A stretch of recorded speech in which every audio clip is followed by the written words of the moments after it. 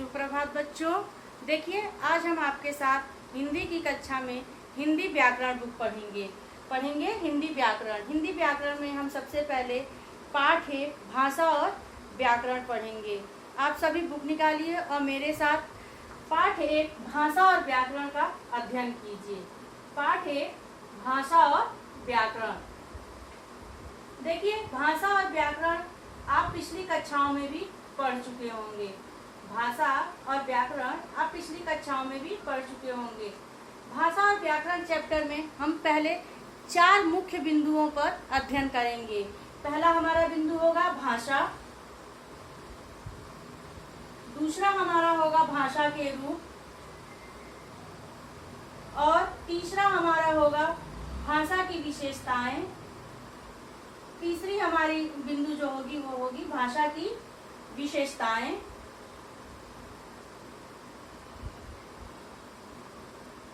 भाषा की विशेषताएं, और उसके बाद से हम पढ़ेंगे भाषा का घटक।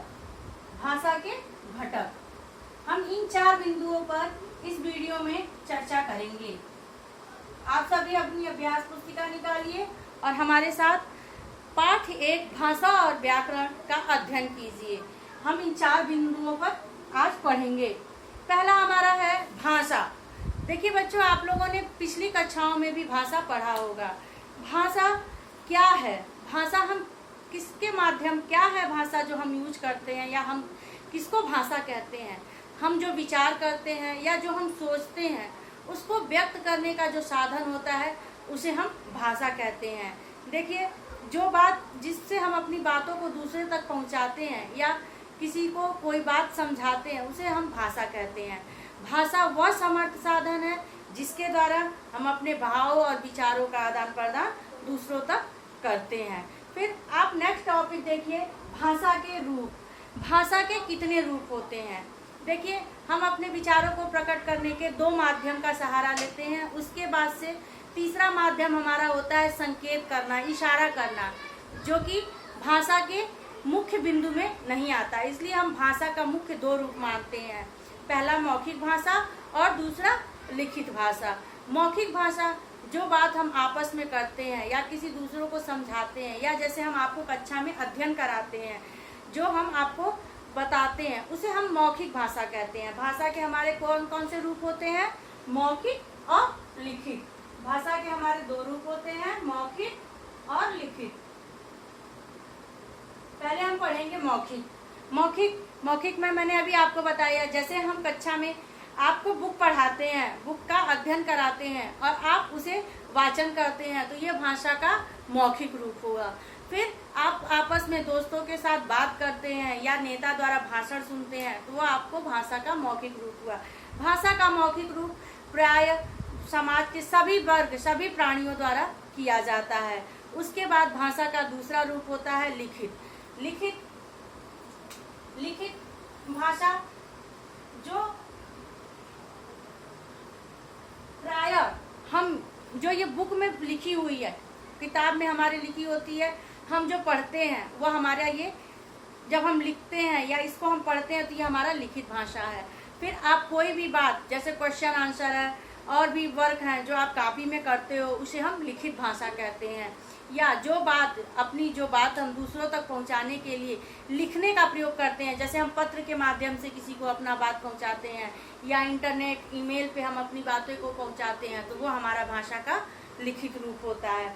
फिर देखिए भाषा की विशेषताएं। भाषा भाव और विचारों को प्रकट करने वाले ध्वनि संकेतों का समूह है। भाषा जो है वो हमारे भाव और विचारों को प्रकट करने वाला ध्वनि संकेतों का समूह है। ये संकेत मौखिक भाषा के अंग है। हम जब किसी बात को, विशेषता ये हमारी है भाषा से क्या, कि हम अपने विचार और व्यक्त करने के लिए भाषा का ही प्रयोग करते हैं। फिर ये ध्वनि संकेत एक व्यवस्था के अंतर्गत आपस में बंधे होते हैं। अर्थात क्या है, भाषा भी एक संपूर्ण तरीके से एक व्यवस्था के अंतर्गत बंधी रहती है। हम वाक्य बोलते हैं तो वाक्य में भी हमारे जो शब्द होते हैं वो एक निश्चित क्रम में बंधे होते हैं, तभी वाक्य का अर्थ निकलता है। वैसे ही इन ध्वनि संकेतों के द्वारा शब्द और उनसे फिर वाक्यों का निर्माण होता है। हम जब भाषा का इस्तेमाल करते हैं तो भाषा में जो हमारे मुख्य ध्वनि शब्द निकलते हैं उन्हीं से शब्द बनते हैं और शब्दों से मिलकर ही वाक्य बनते हैं। भाषा का एकमात्र उद्देश्य विचारों और भावों का आदान प्रदान करना है।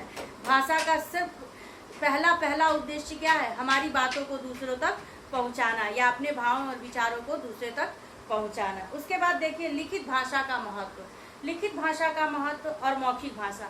मौखिक भाषा हम जहाँ बोलते हैं, जो बात कहते हैं वहीं ख़त्म हो जाती है, उसका कोई संग्रह नहीं होता है, उसके कहीं हम लिख के उसे हम कहीं दोबारा प्राप्त नहीं कर सकते हैं।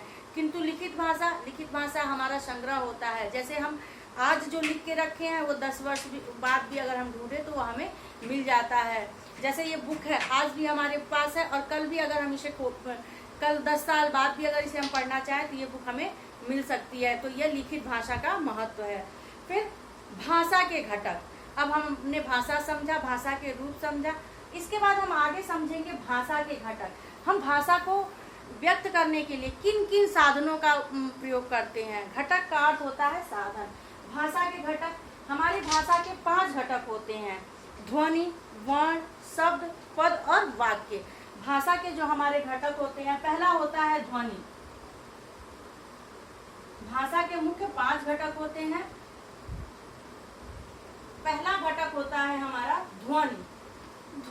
ध्वनि से तात्पर्य है, जैसे हम बोलते हैं राम, हमने एक शब्द बोला राम, तो राम में कौन कौन सी ध्वनि हम बोलते हैं? र, आ, म और अ। 4 ध्वनियां हमारे मुंह से निकलती हैं। तो ये हमारे भाषा का घटक मतलब पहला साधन है कि पहले हम क्या भाषा में सबसे पहले शब्द बोलते हैं, ध्वनि बोलते हैं, ध्वनि का उच्चारण करते हैं। फिर हमारा दूसरा है वर्ण। वर्ण देखिए, ध्वनि की हम लोगों ने क्या क्या बोला। फिर हमारा वर्ण है। वर्ण में जैसे मैंने अभी आपको बताया कि शब्द हम बोलते हैं राम, तो राम में हमारे कौन कौन से वर्ण आते हैं। अभी मैंने आपको समझाया कि राम में हमारे कितने वर्ण आते हैं? 4 वर्ण आते हैं। तो ये हमारा भाषा का दूसरा घटक हुआ। उसके बाद हमारा शब्द हमारा, जैसे राम फल खाता है, तो हमारे वाक्य में कितने शब्दों की आवश्यकता हमें पड़ती है? राम फल खाता है। तो शब्द हमारे भाषा की तीसरी घटक होती है, जिससे हम अपने विचारों का पूर्ण वर्णन कर सकते हैं, पूरा वर्णन आपके सामने प्रस्तुत कर सकते हैं। फिर हमारा देखिए पद देखिए, जैसे हमने अभी बताया आपको राम फल खाता है, तो ये हमारा एक पद है, एक सेंस है, एक वाक्य है जिसको हमने आपके सामने कहा। इसके लिए हमारे कितने पद? 4 हमारे जो शब्द मिले वही हमारे 4 शब्द पद बन जाते हैं। फिर जैसे आपके बुक में दिया है पद में, भारत हमारा देश है, इसमें प्रत्येक शब्द एक एक पद है। तो जो शब्द मतलब सटीक शब्द को हम पद कहते हैं। फिर हमारा 5वां जो है वो है वाक्य अर्थात जैसे हम किसी वाक्य को बोलें या हम किसी शब्द का उच्चारण करते हैं, एक निश्चित क्रम को मिला के हम जब उच्चारण करते हैं और उनसे कोई सेंस निकलता है या कोई अर्थ निकलता है तो उसे हम वाक्य कहते हैं। जैसे आप दिन प्रतिदिन दिन भर में न जाने कितने वाक्य बोलते हैं, जैसे वह खाता है, वह जाता है, तो वह खाता है उसमें हमारे कितने, वह हमारा एक शब्द, जाता है 2 शब्द, है 3 शब्द। इन तीनों का जब हम निरर्थक एक वाक्य बनाते हैं, एक सार्थक वाक्य बनाते हैं, तो हमारा क्या, किसी के जाने का वर्णन होता है। ऐसे ही वह फल तोड़ता है, तो फल तोड़ता है अर्थात कोई बच्चा फल तोड़ रहा है या कोई सामान तोड़ रहा है, तो ये हमारा एक वाक्य बनता है। ये हमारा भाषा का घटक होता है। आशा है कि आपको ये भाषा और व्याकरण के ये 5 बिंदु अच्छे से समझ में आए होंगे। इसके आगे की बिंदुओं को हम आगे की वीडियो में पढ़ेंगे। धन्यवाद।